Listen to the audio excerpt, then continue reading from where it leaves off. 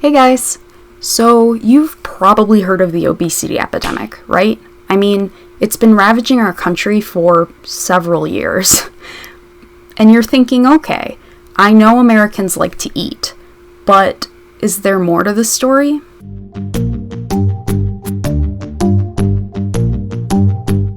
So, there's a class of diseases associated with obesity, metabolic syndrome, and that includes things like high blood pressure, high blood sugar, and high cholesterol.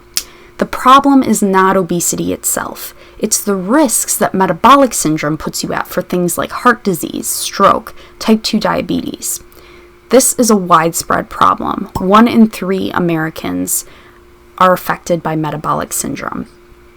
What's worse is that recently it has been linked to some newer, pretty severe conditions, such as polycystic ovarian syndrome, fatty liver, and insulin resistance. So, what causes these elevated levels? Is it people who can't put the fork down or eat too many donuts? I would argue that this isn't quite the problem. There are a lot of circumstances that can cause metabolic syndrome. Genetics, underlying medical conditions, but the one that's most frequently focused on is personal choice. Most people know fruits and vegetables are good for you. We know that we should pick up the apple rather than the Butterfinger. And if we're disciplined enough, that's exactly what we would do. The problem is that people are too lazy. They have no willpower. And worst of all, they're gluttons. Well, that's all in good. I mean, to an extent.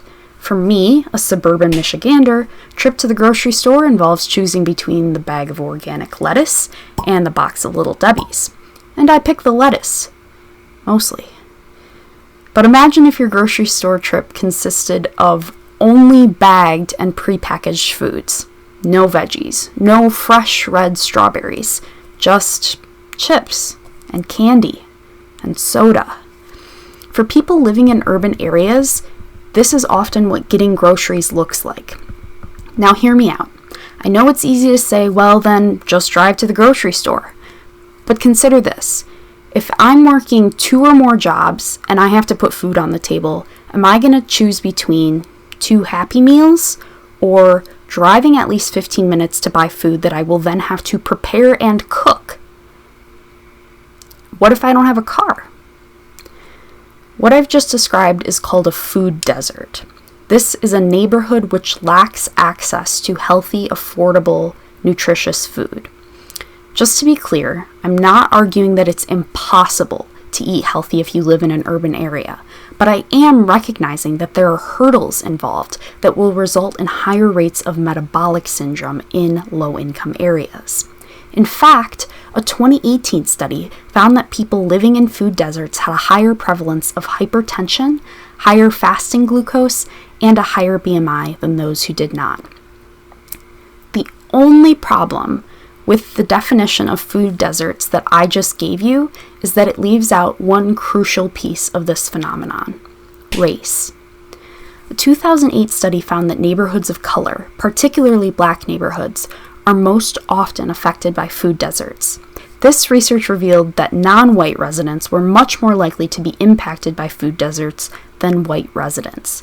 Supermarkets made up less than 3% of available food destinations in this area, while restaurants make up over 70%. Convenience stores were a little more than a fifth of the area's access to food. Researchers noted that, quote, if you live in a predominantly Black neighborhood, you have about 1/2 of the numbers of supermarkets as compared to the number available within a 5-minute walk of white neighborhoods. As a result of this disparity, some have used the terms food oppression or food apartheid to emphasize the stratified social impact these areas have. Karen Washington, a food activist and co-founder of Black Urban Growers, has advocated for the use of the term food apartheid after spending decades on urban farming and food justice advocacy. Washington has argued that the term food desert discounts the incredible potential cities have to foster urban agriculture. The term food apartheid brings more important questions to the surface. Who does and doesn't have access to fresh, nutritious food? But more importantly, why? This is a question that I plan to answer in my next video, so please stay tuned for part 2.